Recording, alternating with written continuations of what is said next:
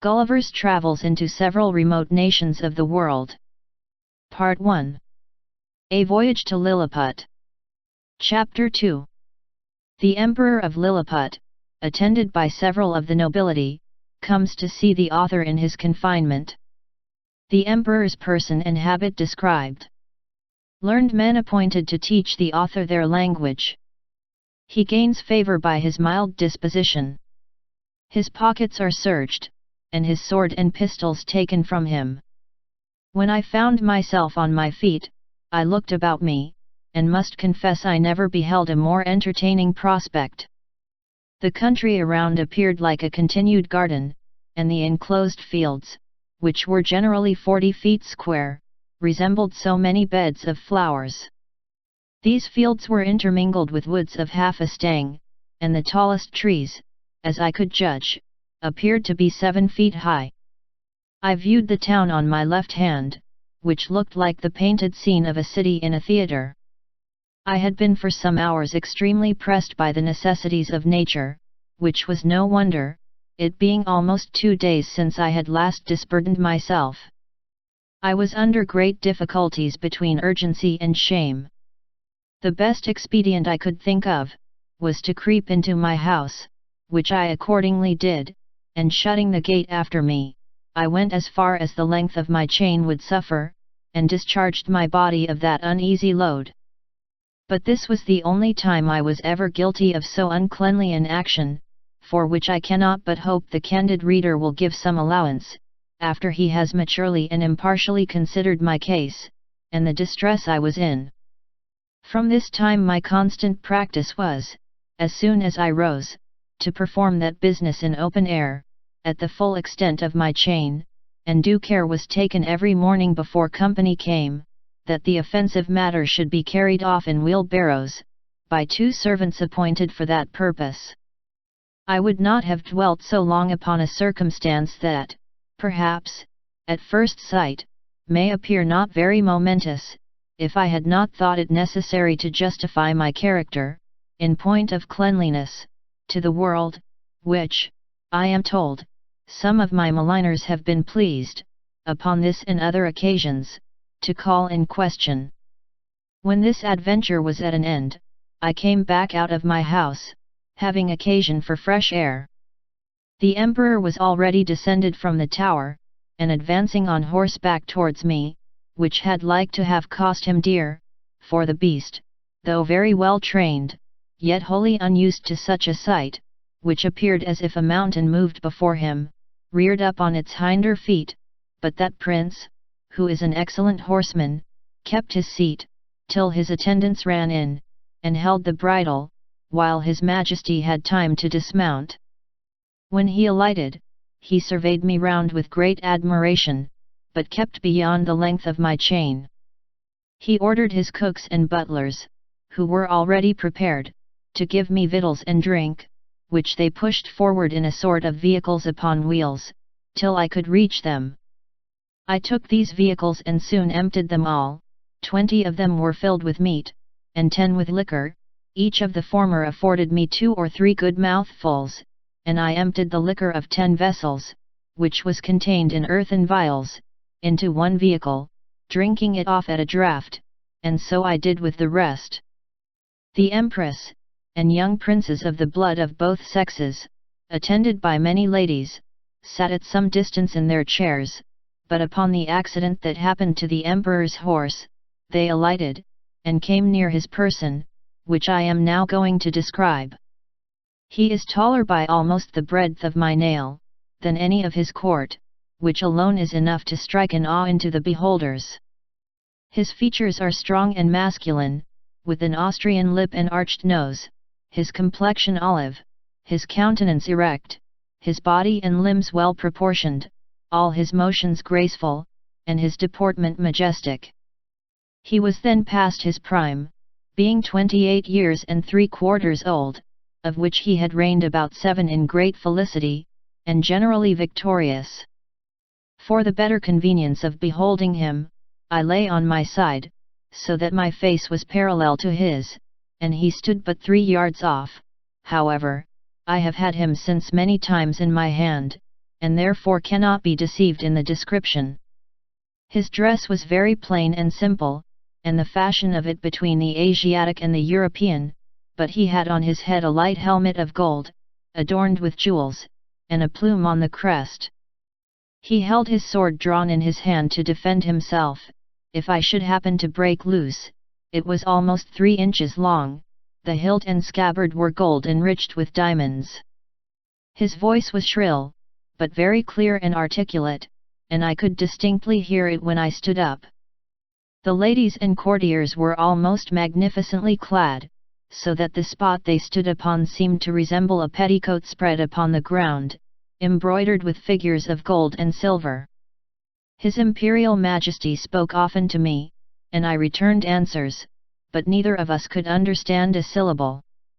There were several of his priests and lawyers present, as I conjectured by their habits, who were commanded to address themselves to me, and I spoke to them in as many languages as I had the least smattering of, which were High and Low Dutch, Latin, French, Spanish, Italian, and lingua franca, but all to no purpose. After about 2 hours the court retired, and I was left with a strong guard, to prevent the impertinence, and probably the malice of the rabble, who were very impatient to crowd about me as near as they durst, and some of them had the impudence to shoot their arrows at me, as I sat on the ground by the door of my house, whereof one very narrowly missed my left eye. But the colonel ordered 6 of the ringleaders to be seized, and thought no punishment so proper as to deliver them bound into my hands, which some of his soldiers accordingly did, pushing them forward with the butt ends of their pikes into my reach. I took them all in my right hand, put 5 of them into my coat pocket, and as to the 6th, I made a countenance as if I would eat him alive. The poor man squalled terribly, and the colonel and his officers were in much pain, especially when they saw me take out my penknife, but I soon put them out of fear, for, looking mildly, and immediately cutting the strings he was bound with, I set him gently on the ground, and away he ran. I treated the rest in the same manner, taking them one by one out of my pocket, and I observed both the soldiers and people were highly delighted at this mark of my clemency, which was represented very much to my advantage at court. Towards night I got with some difficulty into my house, where I lay on the ground, and continued to do so about a fortnight, during which time, the emperor gave orders to have a bed prepared for me. 600 beds of the common measure were brought in carriages, and worked up in my house. 150 of their beds, sewn together, made up the breadth and length, and these were 4 double, which, however, kept me but very indifferently from the hardness of the floor, that was of smooth stone. By the same computation, they provided me with sheets, blankets, and coverlets, tolerable enough for one who had been so long inured to hardships. As the news of my arrival spread through the kingdom, it brought prodigious numbers of rich, idle, and curious people to see me, so that the villages were almost emptied, and great neglect of tillage and household affairs must have ensued, if His Imperial Majesty had not provided, by several proclamations and orders of state, against this inconveniency. He directed that those who had already beheld me should return home, and not presume to come within 50 yards of my house, without license from the court, whereby the secretaries of state got considerable fees. In the meantime the emperor held frequent councils, to debate what course should be taken with me, and I was afterwards assured by a particular friend, a person of great quality, who was as much in the secret as any, that the court was under many difficulties concerning me. They apprehended my breaking loose, that my diet would be very expensive, and might cause a famine. Sometimes they determined to starve me, or at least to shoot me in the face and hands with poisoned arrows, which would soon dispatch me, but again they considered, that the stench of so large a carcass might produce a plague in the metropolis, and probably spread through the whole kingdom. In the midst of these consultations, several officers of the army went to the door of the great council chamber, and 2 of them being admitted, gave an account of my behavior to the 6 criminals above mentioned, which made so favorable an impression in the breast of His Majesty and the whole board, in my behalf, that an imperial commission was issued out, obliging all the villages, 900 yards round the city, to deliver in every morning 6 beeves, 40 sheep, and other victuals for my sustenance, together with a proportionable quantity of bread and wine and other liquors, for the due payment of which, His Majesty gave assignments upon his treasury. For this prince lives chiefly upon his own domains, seldom, except upon great occasions, raising any subsidies upon his subjects, who are bound to attend him in his wars at their own expense. An establishment was also made of 600 persons to be my domestics, who had board wages allowed for their maintenance, and tents built for them very conveniently on each side of my door. It was likewise ordered, that 300 tailors should make me a suit of clothes, after the fashion of the country, that 6 of His Majesty's greatest scholars should be employed to instruct me in their language, and lastly, that the Emperor's horses, and those of the nobility and troops of guards, should be frequently exercised in my sight, to accustom themselves to me. All these orders were duly put in execution, and in about 3 weeks I made a great progress in learning their language, during which time the Emperor frequently honored me with his visits, and was pleased to assist my masters in teaching me. We began already to converse together in some sort, and the first words I learnt, were to express my desire that he would please give me my liberty, which I every day repeated on my knees. His answer, as I could comprehend it, was, that this must be a work of time, not to be thought on without the advice of his council, and that first I must lumos culmin peso desmerlon impeso, that is, swear a peace with him and his kingdom. However, that I should be used with all kindness. And he advised me to acquire, by my patience and discreet behavior, the good opinion of himself and his subjects. He desired I would not take it ill, if he gave orders to certain proper officers to search me, for probably I might carry about me several weapons, which must needs be dangerous things, if they answered the bulk of so prodigious a person. I said, His Majesty should be satisfied, for I was ready to strip myself, and turn up my pockets before him. This I delivered part in words, and part in signs. He replied, that, by the laws of the kingdom, I must be searched by 2 of his officers, that he knew this could not be done without my consent and assistance, and he had so good an opinion of my generosity and justice, as to trust their persons in my hands, that whatever they took from me, should be returned when I left the country, or paid for at the rate which I would set upon them. I took up the 2 officers in my hands, put them first into my coat pockets, and then into every other pocket about me, except my 2 FOBs, and another secret pocket, which I had no mind should be searched, wherein I had some little necessaries that were of no consequence to any but myself. In one of my FOBs there was a silver watch, and in the other a small quantity of gold in a purse. These gentlemen, having pen, ink, and paper about them, made an exact inventory of everything they saw, and when they had done, desired I would set them down, that they might deliver it to the Emperor. This inventory I afterwards translated into English, and is, word for word, as follows. Imprimis. In the right coat pocket of the great man Mountain, for so I interpret the words quinbus flustrin, after the strictest search, we found only one great piece of coarse cloth, large enough to be a foot cloth for your Majesty's chief room of state. In the left pocket we saw a huge silver chest, with a cover of the same metal, which we, the searchers, were not able to lift.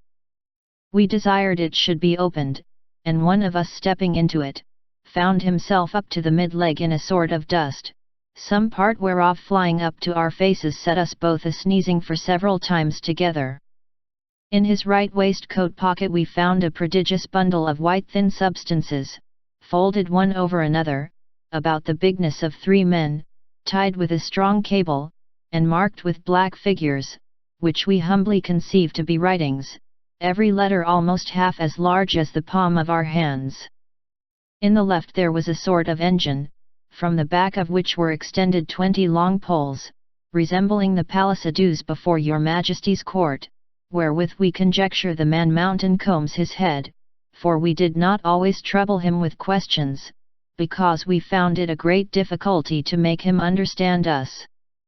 In the large pocket, on the right side of his middle cover, so I translate the word ranfulo, by which they meant my breeches, we saw a hollow pillar of iron, about the length of a man, fastened to a strong piece of timber larger than the pillar, and upon one side of the pillar, were huge pieces of iron sticking out, cut into strange figures, which we know not what to make of.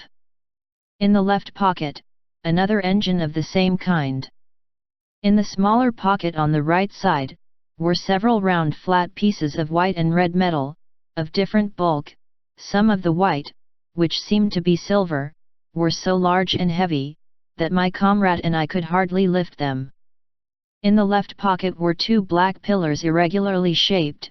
We could not, without difficulty, reach the top of them, as we stood at the bottom of his pocket. One of them was covered, and seemed all of a piece, but at the upper end of the other there appeared a white round substance, about twice the bigness of our heads. Within each of these was enclosed a prodigious plate of steel, which, by our orders, we obliged him to show us, because we apprehended they might be dangerous engines. He took them out of their cases, and told us, that in his own country his practice was to shave his beard with one of these, and cut his meat with the other.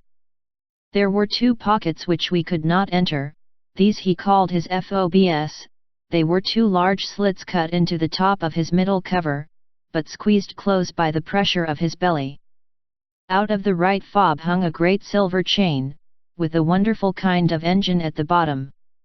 We directed him to draw out whatever was at the end of that chain, which appeared to be a globe, half silver and half of some transparent metal, for, on the transparent side, we saw certain strange figures circularly drawn, and thought we could touch them, till we found our fingers stopped by the lucid substance.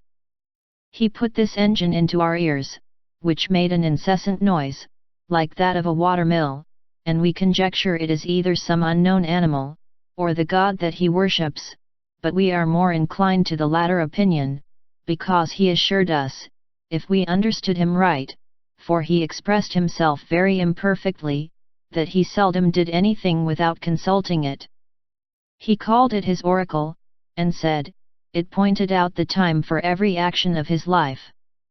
From the left fob he took out a net almost large enough for a fisherman, but contrived to open and shut like a purse, and served him for the same use. We found therein several massy pieces of yellow metal, which, if they be real gold, must be of immense value.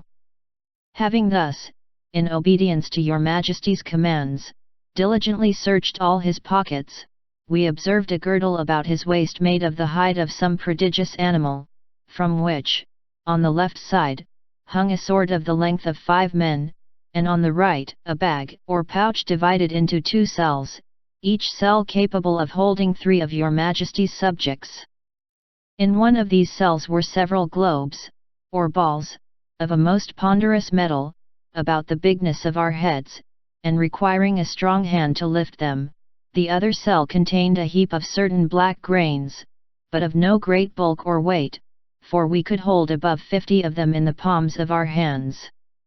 This is an exact inventory of what we found about the body of the man-mountain, who used us with great civility, and due respect to your Majesty's commission. Signed and sealed on the 4th day of the 89th moon of your Majesty's auspicious reign. Clefrin Freelock, Marcy Freelock. When this inventory was read over to the Emperor, he directed me, although in very gentle terms, to deliver up the several particulars.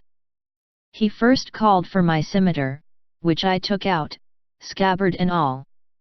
In the meantime he ordered 3,000 of his choicest troops, who then attended him, to surround me at a distance, with their bows and arrows just ready to discharge, but I did not observe it, for mine eyes were wholly fixed upon his majesty. He then desired me to draw my scimitar, which, although it had got some rust by the sea water, was, in most parts, exceeding bright. I did so, and immediately all the troops gave a shout between terror and surprise, for the sun shone clear, and the reflection dazzled their eyes, as I waved the scimitar to and fro in my hand. His Majesty, who is a most magnanimous prince, was less daunted than I could expect. He ordered me to return it into the scabbard, and cast it on the ground as gently as I could, about 6 feet from the end of my chain.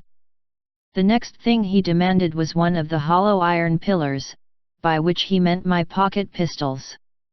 I drew it out, and at his desire, as well as I could, expressed to him the use of it, and charging it only with powder, which, by the closeness of my pouch, happened to escape wetting in the sea, an inconvenience against which all prudent mariners take special care to provide, I first cautioned the emperor not to be afraid, and then I let it off in the air.